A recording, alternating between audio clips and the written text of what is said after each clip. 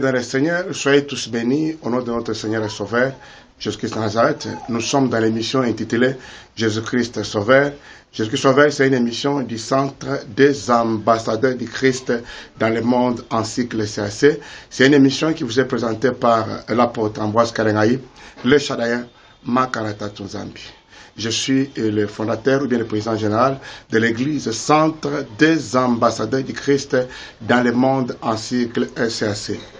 Et je vous bénis, je crois que vous êtes en train de me suivre pendant ce temps ici. Soyez tous bénis au nom de notre Seigneur et Sauveur Jésus-Christ de Nazareth. Nous sommes dans la Bible, c'est des Chroniques chapitre 20, le verset 20. La Bible dit quoi? Confiez-vous en l'Éternel, vous serez affermis en ses serviteurs, vous réussirez. Je suis ici, juste deuxième paragraphe de ce verset ici. Des Chroniques chapitre 20, le verset 20. Confiez-vous en l'Éternel, vous serez affermis, en ses prophètes, vous réussirez. Lorsque vous confiez en l'Éternel, vous devrez une personne inébranlable. On ne peut pas bouger facilement. C'est-à-dire quoi? Quand vous confiez en l'Éternel, il n'y a rien qui peut vous secouer, il n'y a rien qui peut vous bouger. Mais il y a encore une deuxième chose que la Bible nous demande, c'est quoi? La confiance dans l'homme de Dieu. Lorsque vous confiez dans l'homme de Dieu, il y a encore quelque chose qui peut s'ajouter dans votre vie. C'est-à-dire quoi? Il y a une réussite. C'est-à-dire qu'à travers l'homme de Dieu, quelque chose de nouvel peut encore s'ajouter dans votre vie. Regardez l'histoire de Naaman. Naaman a quitté là où il était, conseiller. Il est arrivé là où était Élisée. Si Naaman ne s'était pas déplacé pour aller vers Élisée, nous voulons dire que si Naaman n'avait pas eu le temps de donner à Élisée confiance, rien n'allait plus se passer dans sa vie. Vous devrez donner confiance à un vrai homme de Dieu. Je crois que beaucoup de gens disent, vers la fin, il y aura des faux prophètes. Non, tous ne sont pas des faux prophètes. S'il y a des faux, il y a aussi des vrais. Oui. Confiez-vous en l'Éternel, vous serez affermis. En ce prophète, vous restez. Je veux dire que là où tu es, dans votre pays, dans votre ville, il peut y avoir un bon prophète de l'Éternel. Approchez-vous pour votre salut. Et c'est très important. Et aussi pour votre bénédiction. Parce que lorsque un homme de Dieu prononce quelque chose, Dieu écoute. La Bible dit, il est toujours derrière les paroles de ses serviteurs. Pas de fidèles, pas de croyants, de ses serviteurs.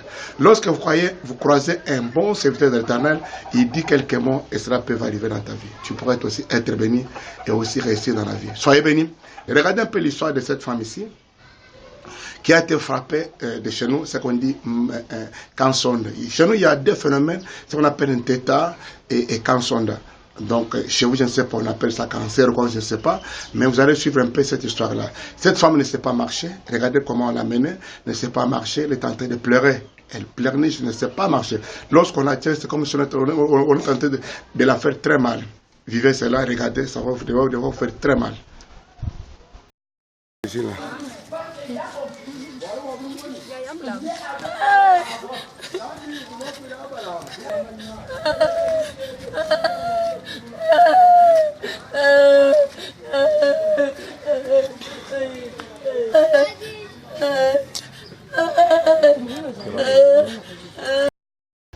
Soyez vraiment bénis. Je crois que tu as vu comment cette femme est en train de pleurer. C'est pour vous prouver que Jésus-Christ avait raison. Nous sommes dans Matthieu chapitre 10. Matthieu 10, lisez le verset 8e, le verset 7e et 8e. Le verset 7e, allez annoncer, dites le royaume de ses proches. Annoncer l'évangile, oui, mais ça ne s'est pas arrêté par là. Jésus-Christ savait que là où les disciples sont en train de partir, c'est au milieu du peuple. Les gens ont des problèmes, les gens ont des maladies. Regardez Jésus-Christ lui-même. Quand il prêchait, la Bible dit clairement, il prêchait dans une des synagogues. La Bible dit clairement, en train de prêcher, a remarqué qu'il y avait une femme qui était toujours courbée. Jésus n'a pas laissé cette femme comme ça.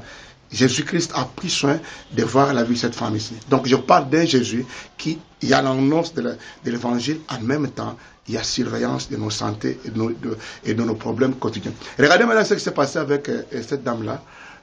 On l'a amenée, j'ai prié pour elle. C'était quoi? Je vais vous dire que c'était des démons. C'était sa délivrance suivait. Nom de Jésus!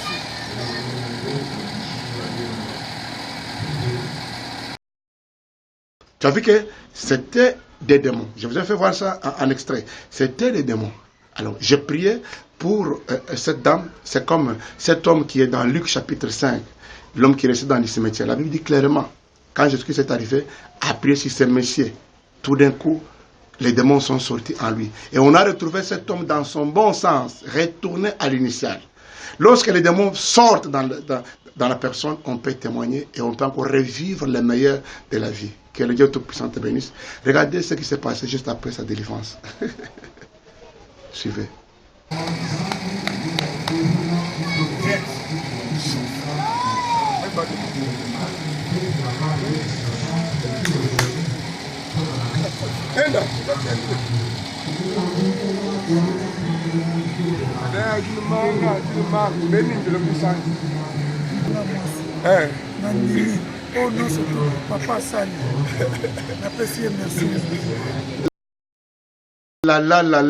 Ça a été merveilleux. Tu as vu, juste après la délivrance, ça a été guérison totale. Lorsqu'on a mené beaucoup de malades à Jésus-Christ, nous sommes dans Luc chapitre 4, oui, versets 40 et 41, on lui a amené plusieurs malades plutôt. Jésus-Christ les imposait la main et beaucoup de démons sortaient en eux, verset 41. Cela veut dire que d'autres maladies, d'autres problèmes, c'est la présence des démons. Tu peux aussi vivre votre délivrance. Cherchez dans votre vie, là où tu es, un homme de Dieu qui peut quand même être utile pour toi, pour que la vie puisse changer. C'est la porte en bas de Kalengaï, le Chadaïen. Abonnez-vous. À la prochaine. Ça va aller. Soyez tous bénis. Au bas de l'écran, c'est mes numéros. Tu peux me contacter. Moi, je suis de la RDC Congo. Soyez bénis au nom de Jésus. Amen.